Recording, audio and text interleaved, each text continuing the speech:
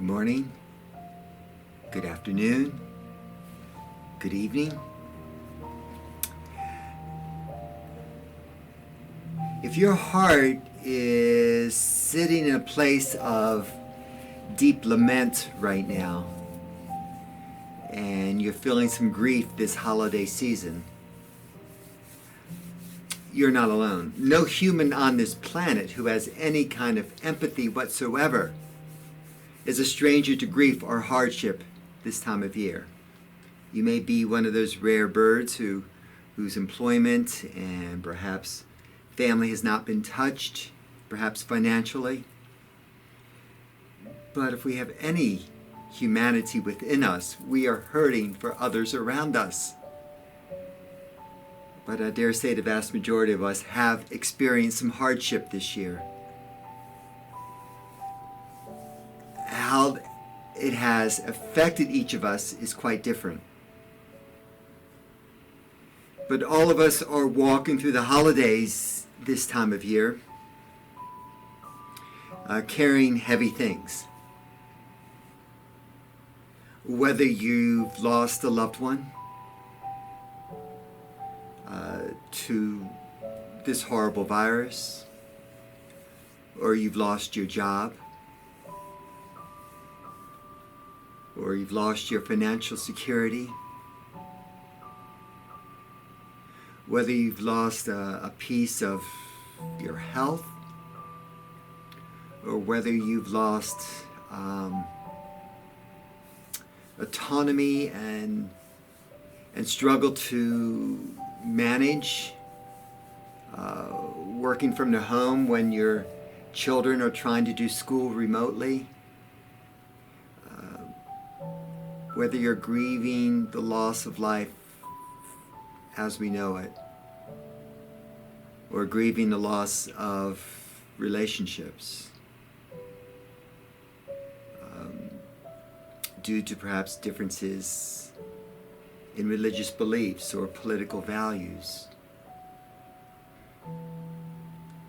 or social distancing differences. All of us are facing hardship, and we must lean on one another right now. As someone who is no stranger to hardship or grief,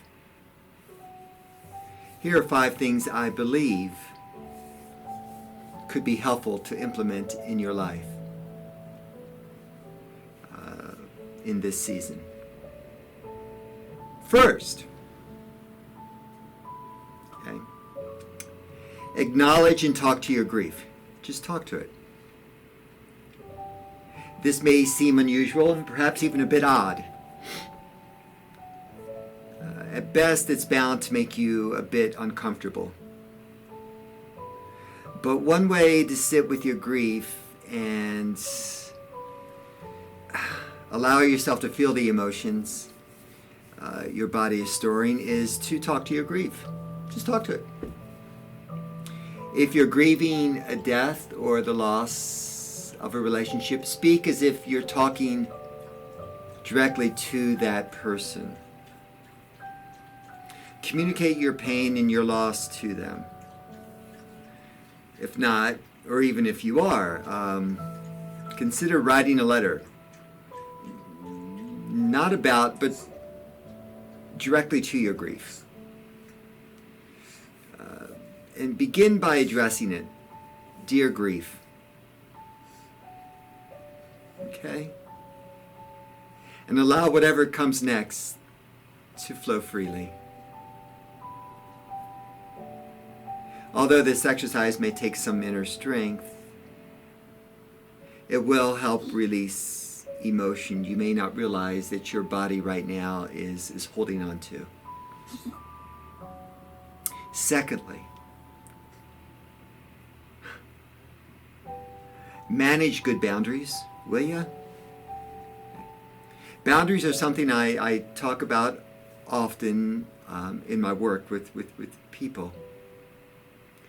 This is also a topic that makes people pretty uncomfortable. Most of us weren't taught to appreciate, much less practice healthy boundaries. But healthy boundaries are an excellent way, okay, an excellent way of protecting your physical and your emotional, your spiritual, your mental health. Boundaries may mean setting parameters around who you spend time with. I mean, it may mean how many holiday commitments you may take on, or how much money you spend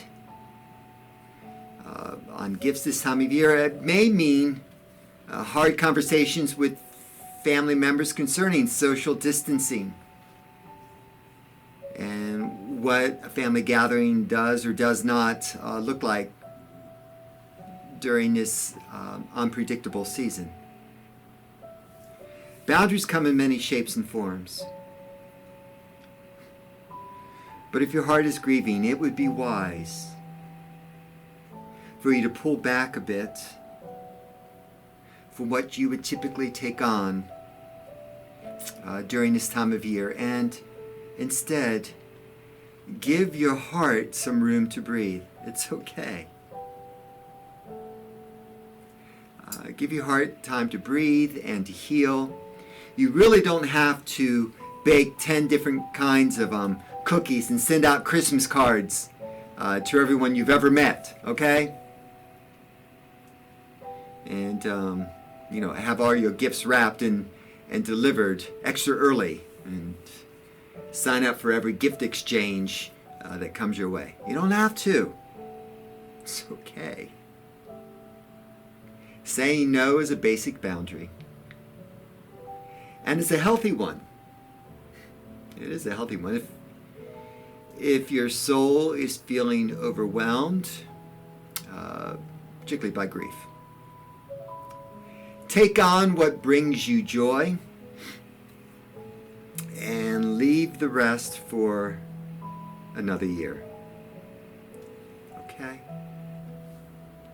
Third, prioritize self-care. Okay, I get it. I need to be listening to this myself. I understand that.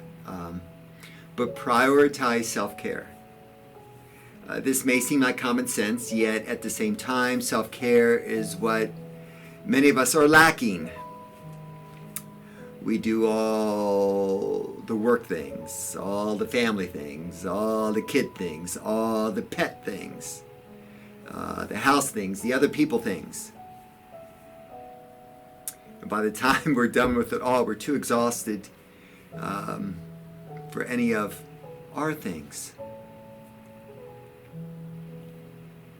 Prioritize self-care this season. Please. Whatever brings you comfort and joy, do more of that. For me, it means really spending time in nature, especially spending time with family. For you, it may be, yoga, walk on the beach if you happen to be near a beach, walk in the mountains amidst the snow, or, a hot bubble bath. I don't know. May mean just, wrapping yourself up in that favorite blanket of yours and watching a favorite holiday movie. Or sitting back and reading a good book. When your heart is grieving, simplifying life and tending to your heart is critical. Move self-care to the top. Yeah, I'm saying it, to the top of your list. Okay? And stop putting yourself last. No guilt, no shame. Give your soul room to breathe. Your family and loved ones will be glad that you did that. Fourth, Share your grief with another person. This may be one of the hardest things to incorporate because it requires being vulnerable. Yikes, imagine being vulnerable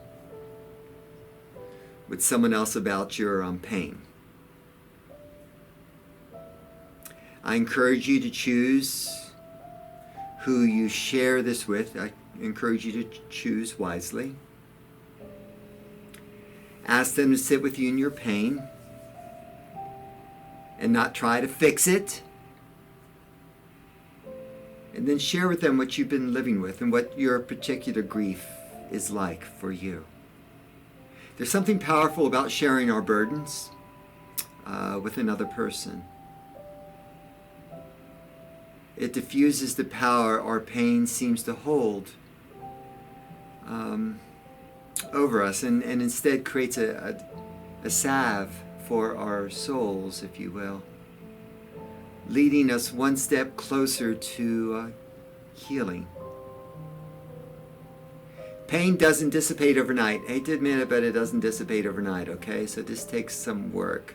But sharing our grief with another person, oh my, it allows us to be seen, to be heard, and to be loved exactly as we are at this moment, at this time, at this place. And fifth, and finally, remember that grief has no rules.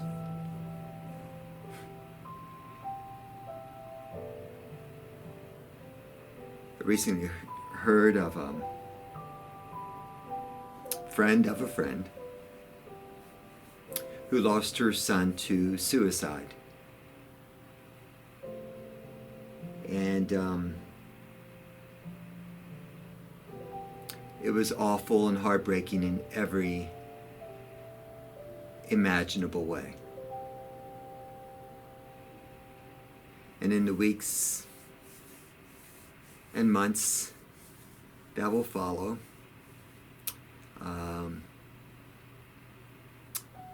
this friend of a friend has decided to use the hashtag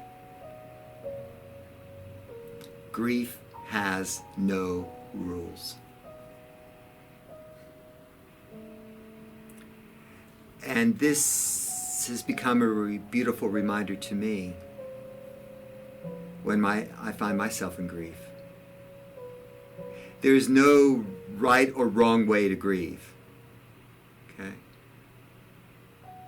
Everyone grieves differently, in different time frames, and in different ways. Don't put restrictions or parameters on your grief. Please don't. Give your heart the permission it needs to feel and to grieve deeply. For when you fully grieve the loss, then can you begin to fully heal. If you're grieving this year, listen to your inner voice and do yourself whatever it is that you need. Lean on and check in with one another.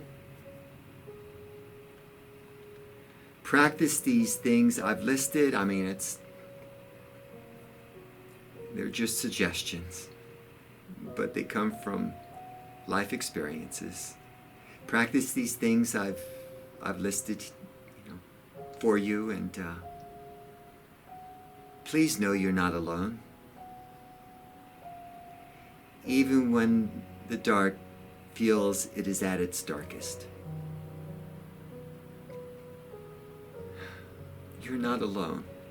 As much as you may feel that, we're connected. Whether you're a member of this church or whether you're across the country listening to this,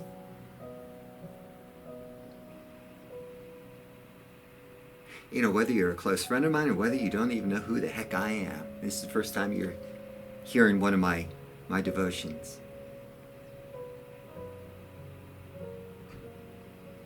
Whether you're my brother, my sister,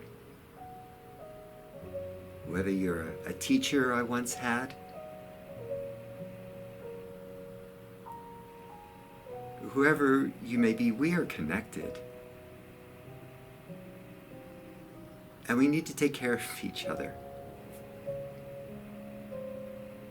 And I share these 5 little points just to let you know I care. And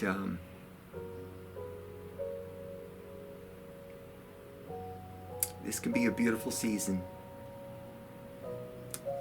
even in the darkest of moments. And that beauty shines when we're kind to each other and we take care of each other. Those are the gifts we should focus on this season. God bless you. Take care.